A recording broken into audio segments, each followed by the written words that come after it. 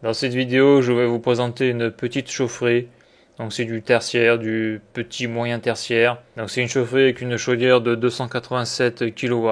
Il y a deux départs chauffage, contrôlés par deux 23 voies à secteur qui ont chacune un régulateur. Et bien sûr, ces régulateurs sont contrôlés par une sonde extérieure avec courbe de chauffe. Dans cette chaufferie, il n'y a que du chauffage.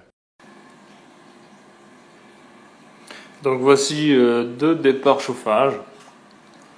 D'accord. Donc là on peut voir donc une pompe seule, des vannes d'isolement et une 23 voies. Donc ça c'est une 23 voies à secteur. Donc lorsque l'on veut passer une 23 voies, ce type de 23 voies en manuel, on tourne ce bouton et là je peux décider le pourcentage d'ouverture de la vanne. Donc là je suis ouvert à 100%. Là je suis fermé à 100%. Donc suivant les cas, c'est-à-dire suivant la position de la 23 voies, ça peut être l'inverse au niveau du levier. C'est-à-dire qu'en bas, ça sera, donc là on le voit, le levier il est en bas, donc je dis qu'elle est ouverte, elle est fermée à 100%. Et bien suivant les cas, ça peut être l'inverse, donc c'est-à-dire qu'en bas, ça sera ouvert à 100%. Donc là le tuyau est chaud, je vais le mettre donc en ouverture à 100%. Et si je le mets en auto, le régulateur va fermer la vanne parce que la température du départ qui est contrôlée par cette sonde là est à la consigne. Donc là on le voit, ça se ferme.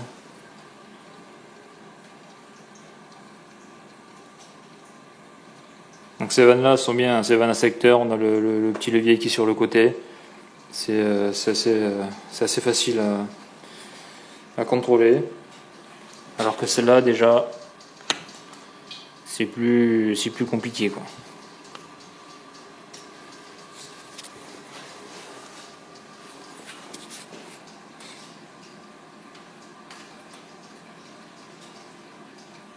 Donc là on voit se faire. Donc là on entend que la chaudière s'est éteinte. Donc je vais l'ouvrir à fond.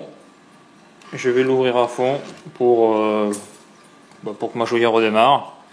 Et donc celle-là pareil. Donc celle-là c'est pas le même style de vanne. Donc celle-là c'est une SQK34. Et là on peut voir qu'à côté il y a un petit bouton auto manu. Donc si je le mets sur manu, pareil c'est une 23 voies. Si je le mets sur manu, si j'ouvre à fond, voilà. Là j'ouvre mon départ chauffage au taquet là. Donc pareil, ici j'ai une sonde. Donc comme je l'ai dit, donc ces 23 voies sont des vannes à secteur et ce sont des servomoteurs donc électriques 3 points alimentés en 230 volts. Ce sont des servomoteurs que l'on rencontre souvent dans des petites et moyennes chaufferies. Donc celui-là c'est le SQK 33.00 de Siemens. Donc celui-là on le trouve plutôt dans les petites chaufferies, c'est le avec bien sûr 23 voies à secteur, c'est le SQK 34.00 de Siemens. Et donc ces 23 voies sont contrôlées donc par des régulateurs. Donc ça c'est le RVP 201, un régulateur basique. Donc voici le RVP 201 dans sa toute petite armoire. Sur ce genre de régulateur, en principe, sauf si on vous l'a pris, vous avez toujours une petite documentation qui est à l'intérieur et qui est au niveau de la porte. Donc ce sont les paramètres de base du régulateur. Donc c'est très important d'avoir la documentation du régulateur car si vous ne le connaissez pas et si vous avez un souci avec, eh bien vous ne pourrez pas faire grand chose. C'est le souci des régulateurs d'ailleurs, c'est qu'il faut absolument la doc. Ici dans cette vidéo je vous montre la petite documentation qu'il y a dans le régulateur du RVP. Et bien sûr si vous voulez la lire, eh bien vous pouvez appuyer sur pause entre chaque passage de paragraphe. Et on a aussi un vieux régulateur, le Sigma-Gir RVP 30. Celui-là c'est un vieux celui-là. Voici la photo de l'armoire de ce régulateur là, donc on peut voir différentes choses, disjoncteur différentiel pour les prises, on peut voir le général chaufferie, on peut voir les disjoncteurs pour la régule, et la pompe de recyclage, le disjoncteur moteur de la pompe de recyclage, ainsi que l'on peut voir sur le côté le disjoncteur du pressostat manque d'eau, avec son contacteur. Donc voilà, donc là on entend que la chaudière redémarre.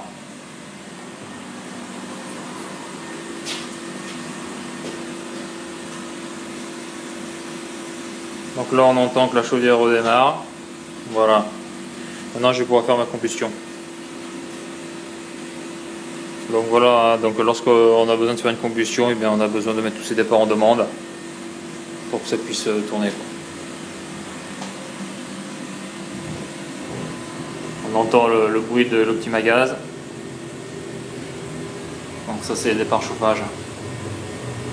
Ça c'est le départ chauffage. On peut voir la chaufferie là. Et là on peut voir que l'armoire elle est merdique, quoi. Elle est toute petite. C'est pas super. Donc voici la chaudière. C'est une chaudière qui a une puissance utile de 287 kW. Donc déjà par rapport à la chaufferie numéro 1, on peut voir que donc qui était de 50 kW. Qu'avec cette chaudière là on passe à un niveau dessus. Donc on peut voir un base d'expansion dans la chaufferie. Conduit de cheminée. Donc là ça craint. Donc là on peut voir ce qui raccorde la chaudière et le conduit de cheminée. On voit qu'il y a une sorte de petit collier là, quoi, de petit collier, c'est un collier de serrage. Et on peut voir sur la droite qu'il y a un petit bouchon. Donc c'est là où on rentre la canne de combustion. Donc là on peut voir un thermomètre sur le... Donc ça c'est le retour, un thermomètre sur le départ. Ça c'est la bouteille pour faire tomber des bouts, hein. Et après il y a le purgeur pour virer l'air. Ça c'est la pompe de recyclage. La pompe de recyclage. Donc là ici qu'est-ce qu'on a? On a le pressostat, manque d'eau très important. Là bon, je ne l'ai pas mis, mais là on a un disconnecteur. Et là on a un régulateur de pression. Régulateur de pression pour entrer dans le réseau de chauffage, une pression plus faible de bas. Donc le vase d'expansion je l'ai mis. Et donc ici on a la vanne gaz, le filtre gaz. Et là ma petite molette de combustion et je peux prendre le trou qui est ici. Donc là on peut voir sur la molette de combustion, donc température diffumée 138 degrés, CO2 8%, donc le QA 6,9%, le lambda 1,47. On a le O2 à 6,7% et on a 2 ppm de CO. Température ambiante 13,9 degrés, rendement 93%.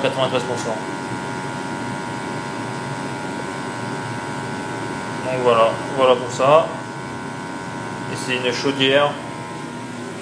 C'est une chaudière Optimagaz atmosphérique.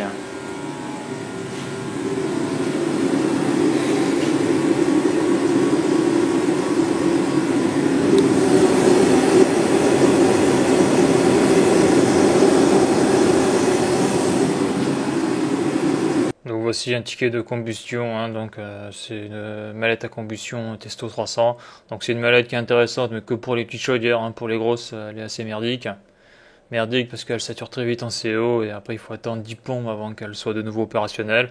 Donc là on peut voir ce qu'on trouve sur un ticket. Donc on trouve la température des fumées, la teneur en CO2, les pertes, l'excédère, la teneur en O2, la teneur en CO, le tirage. Donc le tirage du conduit de cheminée, la température ambiante et le rendement. Donc cette chaudière là c'est une chaudière avec un brûleur atmosphérique. Donc là je vais les remettre en automatique. Ici aussi. Et là on va voir que les vannes vont se fermer gentiment.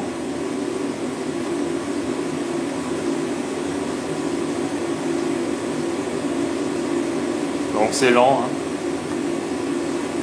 Donc c'est des servomoteurs électriques, 3 positions. 3 points je veux dire, donc c'est alimenté en 230 volts. C'est des moteurs synchrones en plus. Il y a un rotor qui ouvre et un autre rotor qui ferme. Et il y a un commun qui est le nôtre. Après il peut y avoir aussi des fins de course qui indiquent que la vanne est complètement fermée. Ou ouverte, il me semble.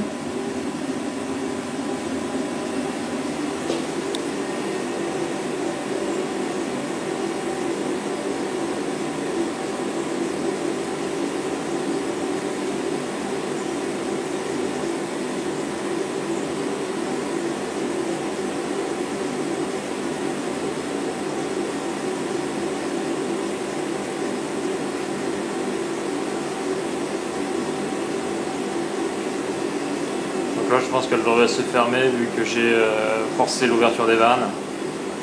Elle devrait même se fermer à 100%.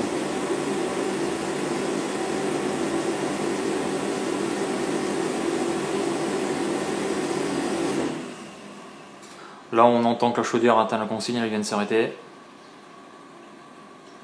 Donc là on voit que ça se ferme. Hein. Donc là un petit rappel sur les 23. Donc la pompe aspire de ce côté-là.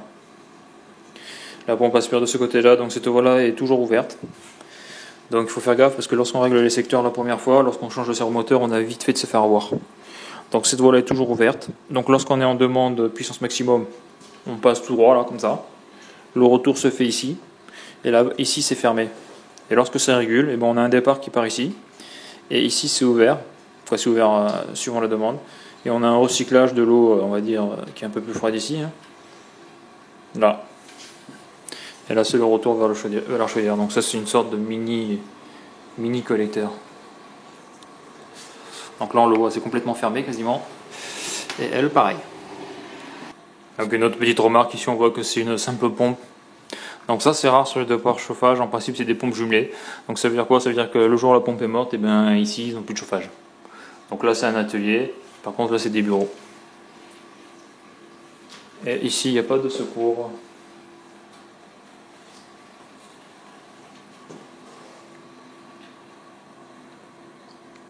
Là j'ai débranché la sonde extérieure du régulateur, parce que je veux voir un truc.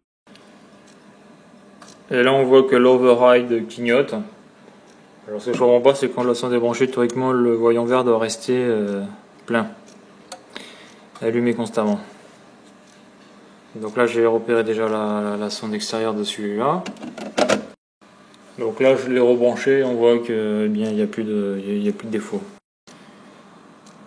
Il n'y a plus de défaut, mais le voyant est toujours éteint, ça c'est bizarre. Donc celui-là qui contrôle, donc là ça serait du bureau, ce régulateur là n'a pas de sonde extérieure, en tout cas je la trouve pas. Donc un régulateur a obligatoirement une sonde extérieure. Donc je vais essayer de voir ça. Alors la sonde je l'ai trouvée, hein, on le voit là, c'est ce tuyau, quoi ce tuyau c'est ce câble qui traverse le mur, et donc c'est celui-là qui sort là à droite, là, et il va assez loin. Là. Il est à 30 mètres. La sonde est à 30 mètres de la chaufferie. Voilà la sonde extérieure de ce régulateur. Donc là, tant que j'y suis, je vous présente ce qu'on appelle le coffret force motrice d'une chaufferie. Hein.